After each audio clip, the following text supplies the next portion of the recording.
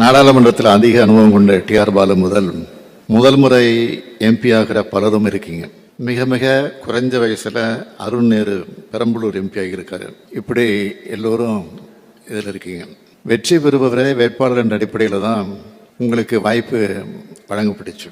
உங்களுக்கு இத்தகைய பெரிய வாய்ப்பை கொடுத்த கழகத்துக்கும் உங்களுக்கு வாக்களித்த தமிழ்நாட்டு மக்களுக்கும் மிக மிக உண்மையாக நீங்கள் இருக்கணும். இதுதான் கழகத் தலைவர்ங்கிற முறையில் நான் வைக்கிற என்னுடைய பணிவான வேண்டுகோள்.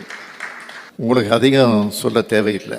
திராவிட முன்னேற்ற கழகம் என்ற கொள்கை குடும்பத்திலிருந்து தேர்ந்தெடுக்கப்பட்டு டெல்லி செல்கிற நீங்கள் என் பேரையும் கழகத்தோட பேரையும் காப்பாற்றணும். ஒரு சில மாநிலங்களில் தேர்தல் முடிவுகள் லேசாக மாறிடுச்சு. ஒன்றியத்தில் இந்தியா கூட்டணி தான் ஆட்சி அமைச்சிருக்கோம். அந்த மாறி இருந்தால் அது மாறி போச்சு. அதே நேரத்தில் மிகப்பெரிய பெரும்பான்மை மட்டுமில்லை, ஆட்சி அமைக்க தேவையான அளவுக்கு செல்வாக்கை கூட பாஜகவால் அடைய முடியல.